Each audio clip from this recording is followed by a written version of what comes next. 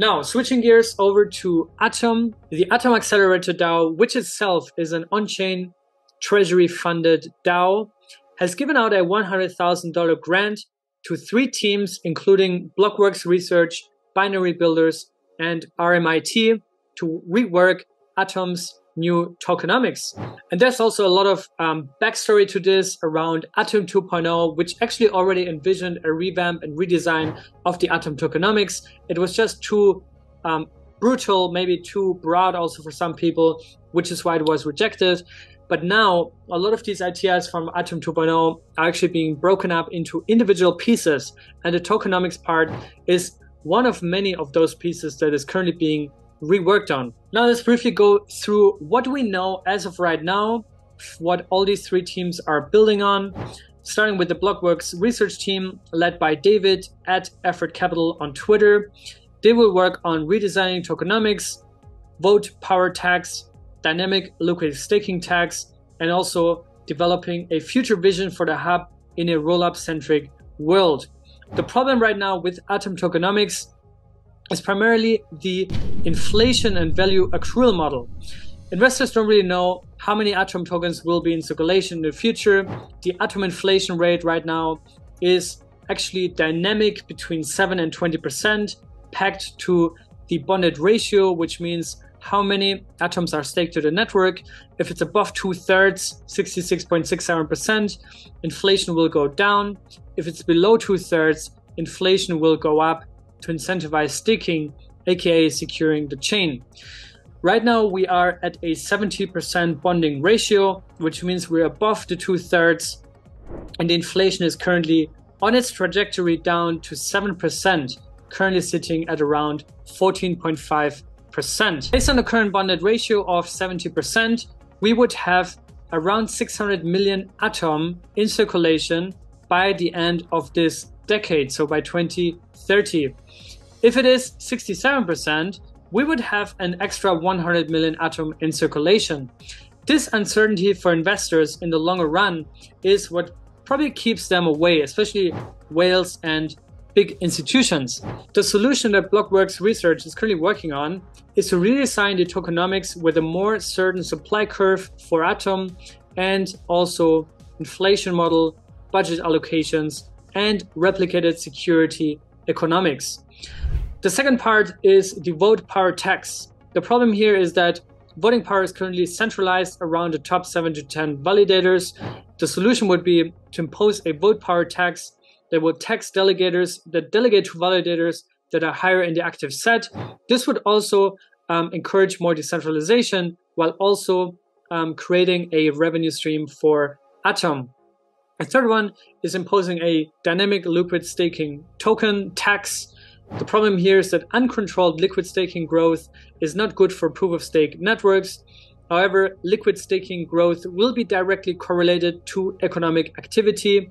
Therefore, instead of putting a hard cap on the percentage of liquid staking, we should have a dynamic liquid staking tax, which will increase as more people use liquid staking.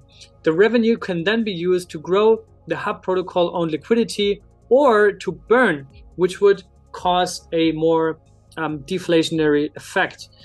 The second team, Binary Builders, is led by Noam. They're absolute OGs also in Cosmos.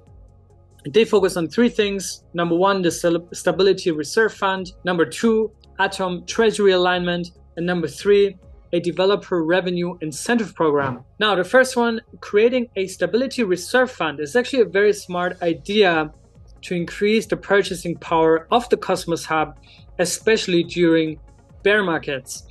The problem here is that there's a big variation between validator earnings in the bull market versus in the bear market. So those sitting at the lower end of the validator set are currently getting wrecked. In the interchain security world, if we have 10 consumer chains, which is basically the parachain equivalent on Cosmos, then the cost of a validator would be around 5 to 10K a month. The solution for that would be to implement a stability reserve fund to help reduce the big fluctuation in the income of the validator between the bull and bear market. How can this be done? Well, primarily the binary team will build an indicator to tell if it's a bull and bear. If we're in a bull, spending less money and less Atom, for example on staking rewards, and putting the leftover to the Stability Reserve Fund and convert a percentage of those into a stablecoin, for example, into USDC, which is going to launch via Noble in the next 2 months. This would guarantee that we can cover the increasing expenses that will come with interchain security, increase the spending power of the hub, and also increase the demand for Atom during the bear market. The second part is creating an Atom treasury alignment or Atom alignment treasury so that Atom success correlates with the success of the interchain. Imagine if the hub wants to align with Neutron, then the hub can swap some of their atoms to Neutron and have full alignment. The third one would be to create a developer revenue incentivization program, which is a way to incentivize founders' mentality and encourage developers to launch on the hub.